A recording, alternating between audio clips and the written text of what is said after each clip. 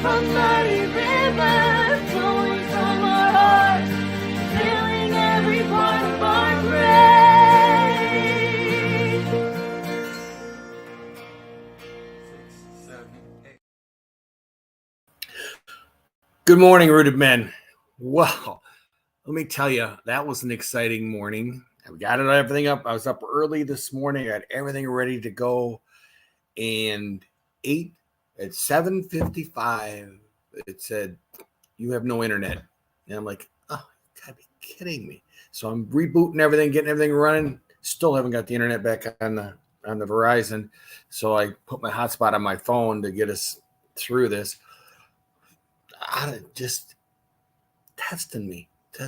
I might have stayed up a little late watching football games yesterday. I don't know if any of you all noticed, but Michigan won. What a great game that was. Wow. Tell you what, I don't think I started breathing for like an hour after it was over. And then the game at the end was really good as well. The Texas Washington up until the end. But before that, I thought, man, this could be a track meet. These guys can score at will. Anyway, it's so good to have you with you. And I'm looking at this and it shows 8 people online. And I'm like, holy moly, a lot of pressure on me today. Let's start at the top. Ready? There's Brian Vlaming. Good morning, Brian Vlaming. Chris Conley. Okay. I don't know who Daily Soul Food 2 is, but good morning to you as well. Greg Rates, always see you on there. Good to see you on there. What else we got here? We got Ken Gooch, and we got Bert Reggiani, and this must be a new guy. Where'd he go?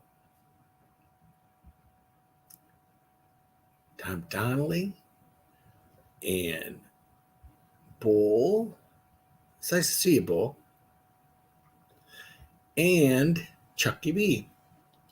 Sorry for the delay. I was a mess, and as I said before, my internet kind of went crazy on me and scared me half to death at the last minute. So anyway, today we got Mark 2, and we got verses 13 through 17, and they're cool. Of course, they are all cool, right? That's why we're here. But let's just get started. I'm ready to go. I'm all amped up now from the internet crashing. So Mark 2, verse 13. Once again, Jesus went out beside a lake. A large crowd came to him, and he began to teach them. So at this point, Jesus has already called Simon and Andrew and James and John.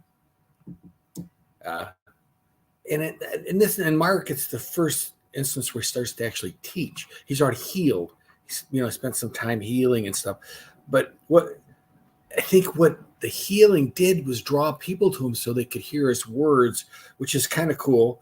But not only that, proving that he was so special. He was God with us.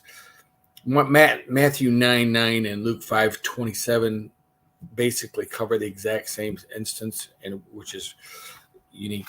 But then it says in verse 14, as he walked along, he saw Levi, son of Alphaeus, sitting at the tax collector's booth.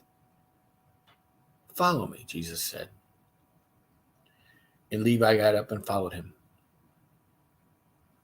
There's story after story of men leaving everything after being called. I mean, Peter dropped his nets. The James and John just up and left their families.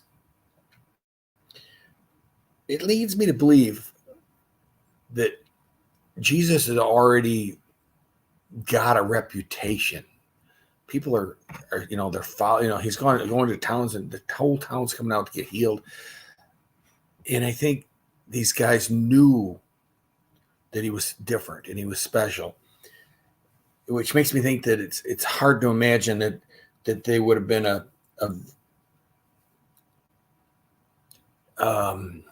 do I want to say this? It's hard to imagine that he was unknown to these guys at first. I mean, that he was just some stranger. They saw this guy as a teacher and a prophet, and had no idea. But he calls them and they just drop everything. That's such an amazing thing if you think about what these people had at stake. Could you, that and the fact that he has got to be getting attention from Rome. I mean, the Romans are controlling the territory, but to see large crowds of people going out to visit a preacher in the wilderness or to be healed and him doing things that don't make sense to the normal human eye, I can't imagine this isn't the beginning of where the Rome starts seeing Jesus as not only different, but a threat. And then it goes into verse 15. It says, while Jesus was having dinner at Levi's house, many tax collectors and sinners were eating with him and his disciples, for there were many who followed him. So again, we're seeing a situation where many people are following just to see what's happening next. The curiosity, maybe, so much. But I noticed something in the verse that reminded me of Sunday. Tom was talking in his message, and I'm sure y'all got it because we all pay attention in church, that he says, why don't people tell? Go tell. Why don't people say, come and see? Was Levi so excited about what had happened at the tax collector's booth that he called all of his friends and associates? I mean, people that he knows and he works with and he necessarily loves, but he knows. Because why else would he have a house full of tax collectors and sinners? What did Jesus say? Invite your friends? I don't think Levi could help himself. Levi was bursting at the seams, ready to go. He was, you guys got to come and see this. And that struck me as I'm reading everyone. I think I just heard this Sunday. And then in verse 16, it says, when the teachers who were the Pharisees saw him eating with sinners and tax collectors, they asked, why does he eat with tax collectors and sinners? So that led me to another question. Were the Pharisees invited too? Or were they or were they like a homeowners association president snooping through your trash when you're not at home? The first thing that popped in my head, I'm sorry. It's like you got HOA guys that, there's story after story of measuring mailbox height and just the littlest things. So it makes you wonder, were the Pharisees just snooping around town, or were they following Jesus too to see if they could catch him with something? Sometimes you wish you knew all the answers, but let's see what else I got here. And 17. And in hearing this, Jesus said to them, it is not the healthy who need a doctor, but the sick. I have not come to call the righteous, but the sinners. Okay. Every single one of these verses is left me going, I wonder, and I get questions coming from it. So then I look and I go, who is righteous? How do they define that? I mean, who is righteous? In Matthew 5, Jesus goes through a litany of things. In 5:21, he talks about murder and how if you hate someone, you've committed murder. Or adultery. In 5:27, he talks about the divorce and how a man is married to a woman and that's it. And so he's raising the bar on the law that they created to define the law.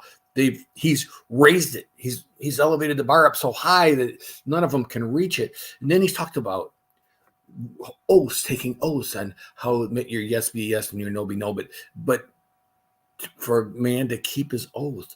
And then in verse 5:38, he talks for an eye and an eye for an eye, and he tells him that that's not law. That's that you should turn your cheek and off from the other.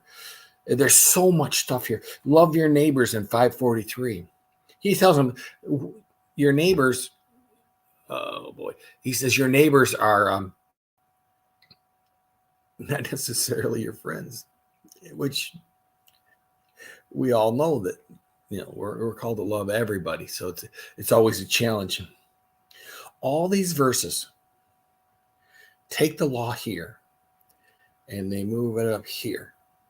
Can you see that? Yeah, you can see that. Up here is the law now. So everybody's looking up at the law. Nobody's above the law looking down going, yep, I got that handled. The Pharisees thought they did. But that is the cool part, because in Matthew 5:20,